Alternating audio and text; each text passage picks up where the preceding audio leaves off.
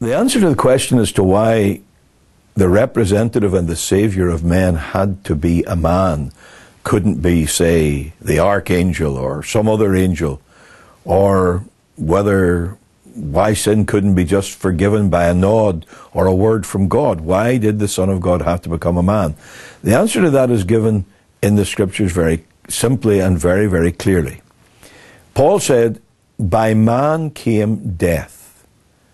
By man also comes the resurrection from the dead.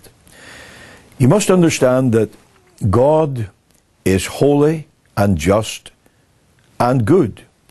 There is no tension, there is no contradiction in the personality of God, or, if I may put it this way, among the characteristics or the attributes of God. In other words, His justice isn't fighting His love, and His love isn't fighting His justice.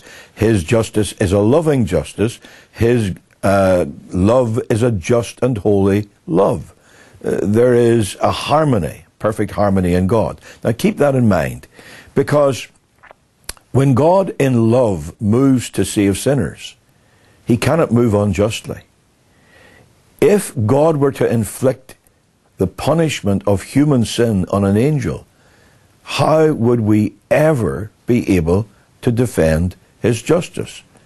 It would be a double injustice of having the guilty go free while the innocent suffers.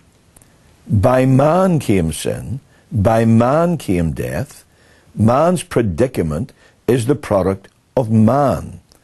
And the answer to human disobedience to God's law has to be human obedience. Now, not one of us can produce that obedience.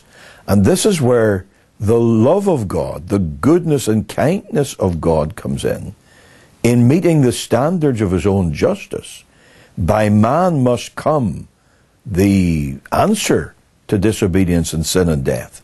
And so God sent His own Son into the world to become flesh, as the Bible puts it, to take a true human nature into union with Himself, so that in a true humanity, a true human body, and a true human soul, He would live a life of obedience to God's law and die a death of sacrificial atonement, so that He would not only meet the precept, but pay the penalty of the broken law.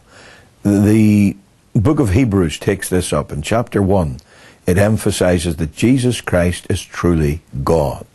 In chapter 2, it emphasizes that Jesus Christ is truly man. And why did He become a man? Well, at the end of that chapter, it says it behoved Him to be made like unto His brethren for various reasons. First, only as a man could He be tempted. Second, only as a man could He suffer. Only, therefore, as a man could He sacrifice and be our great high priest. That's something that the book of Hebrews goes on to discuss. Offering Himself a sacrifice for sin, it could only be as a true man.